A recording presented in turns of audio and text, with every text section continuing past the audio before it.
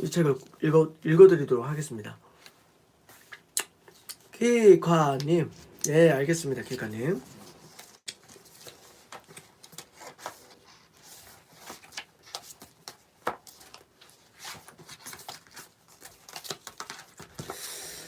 자, 인간과 공존하는 디지털 세계에 게임은 더 이상 유해 매체가 아니다.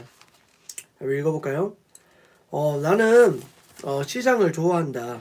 물론 세상의 모든 물건이 규칙대로 차곡차곡 진열되어 있는 대형마트에 가면 편리하고 햇빛이 많이 비치죠. 이렇게 읽어볼게요.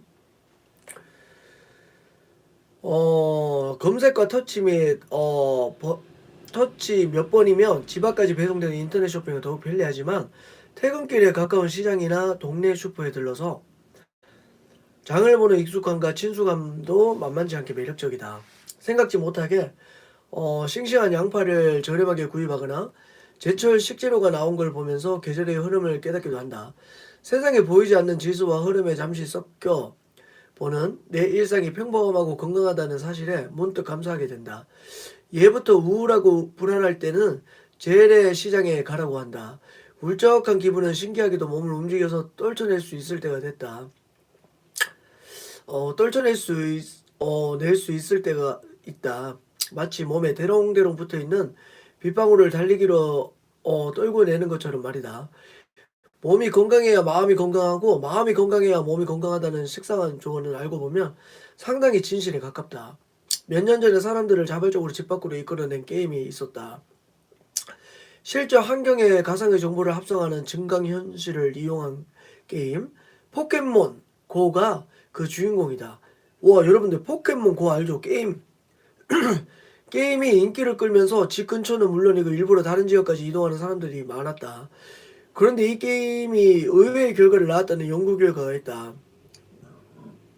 일본에서 자신의 방 안에만 틀어박힌 채 학교도 직장도 나가지 않고 세상과의 교류를 거부하는 히키코모리가 심각한 사회적 문제였는데, 그렇게 자신만의 세계에 갇혀있던 그들이 포켓몬고를 통해 집 밖으로 나오기 시작했다는 것이다. 와우. 일본 정부에서는 실제로 히키코모리 문제를 해소하기 위해 포켓몬고를 활용하는 대책을 세우기도 했다. 가족도 친구도 심지어 정신과 치료로도 해결하지 못했던 문제를 포켓몬 사냥이 해결한 셈이다. 그뿐 아니라 미국과 호주의 보고서에 의하면 지루한 입원 생활을 하던 아이들이 포켓몬고를 하면서 병원 여기저기를 뛰어다니며 햇빛을 받다 보니 활력이 생기고 또 실제로 일부 환자들은 우울증이 완화되었다고 한다. 집에 틀어박혀 밤새 모니터를 들여다보거나 유해 환경에 노출되어 폭력적 성향이 짙어진다는 등 기존의 게임에 대한 안 좋은 인식과 달리 게임이 건강에 도움이 되는 결과로 이어진 사례다. 실제로 게임 형식이 디지털 치료제의 일환으로 사용되기도 하기 때문에 디지털 치료제가 활용되면 우리나라에서도 병원에서의 의사가 게임을 약으로 처방하는 시대가 올 것이다. 그런데 정말 게임으로 사람을 치료하는 것이 가능할까? 샌프란시스코 캘리포니아 대학교에서는 게임이 실제로 인지 능력을 개선할 수 있다는 연구 결과를 발표한 바가 있다. 유로레이서라는 자동차 게임을 통해서 60세 이상 고령층의 인지 능력, 멀티태스킹을 능력을 개선할 수 있는지 연구한 것이다. 멀티태스킹 능력을 개선할 수 있는지 연구한 것이다.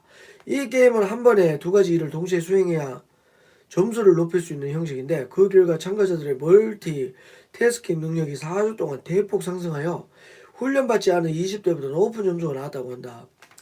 실제로 뇌의 활성도를 관찰해 봤을 때 인지 능력을 관장하는 전두엽 피질의 활성도가 높아지는 것을 확인할 수 있었다.